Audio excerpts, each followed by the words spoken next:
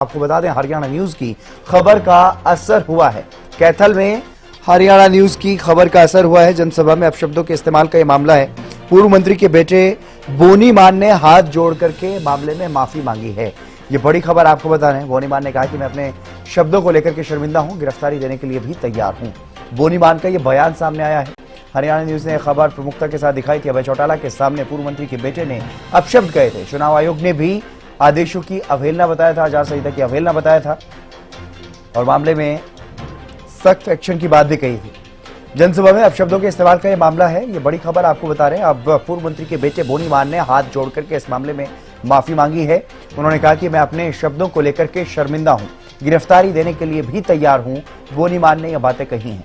अभय चौटाला के सामने पूर्व मंत्री के बेटे ने अपशब्द कहे थे, उसको लेकर के चुनाव आयोग की तरफ से भी इस मामले में एक्शन लिया गया था और अब बोनी मान का रिएक्शन इस मामले में सामने आया। उन्होंने कहा कि मैं अपने शब्दों को लेकर के शर्मिंदा हूं। जनसभा में अपशब्दों के इस्तेमाल का यह मामला है। अभय चौटाला के सामने, इनेलो के प्रत्याशी हैं कुरुक्षेत्र से अभय चौटाला, और उनके सामने एक कार्यक्रम में उन्होंने अपशब्द कहे थे। टीवी पे एक चर्चा चली थी हमारे इस कैथल डिस्ट्रिक्ट में कि मैंने कुछ गलत शब्द बोले जिस पे शर्मिंदा हुई। तो हाथ जोड़ के मैं, जो माताओं और बहनों का जिक्र हुआ था शर्मिंदा होने का, भाई मैं यहां किसी को शर्मिंदा करने के लिए नहीं आया था। स्पीच शर्मिंदा करने के लिए नहीं दी थी किसी एक इंडिविजुअल को। किसी के भी कैसे भी फीलिंग्स हर्ट हुए हो तो भाई हाथ जोड़ के कान पकड़ के माफी माफी माफी।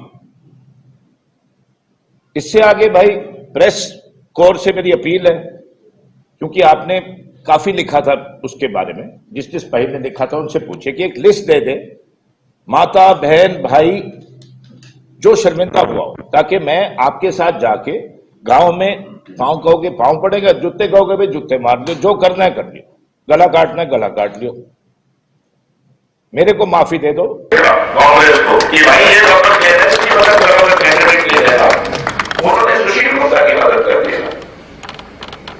मतलब कांग्रेस बीजेपी ये सोचती है कि कुरुक्षेत्र के जो बदले हैं हम हमारे बदले। एक तरफ से तो कांग्रेस सीट ही नहीं दे रही, आपको कह रही है आम आदमी की सपोर्ट करो।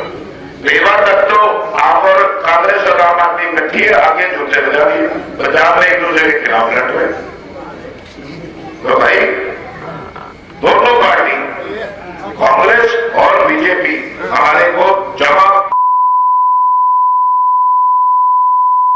तो हमें बताना है, कुरुक्षेत्र को बताना है कि भाई इतने नहीं है और आपने जवाब देना है।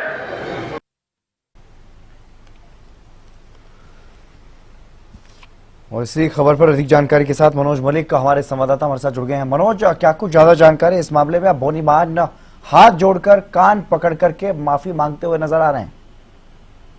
जी बिल्कुल, देखिए हरियाणा की खबर का असर देखने को मिला है कि जब असद बोले गए थे गांव मटर की बात करें या गांव भाड़ू की बात करें, तो वह प्रेस कॉन्फ्रेंस की गई थी बोनी मान के द्वारा कैथल के अंदर।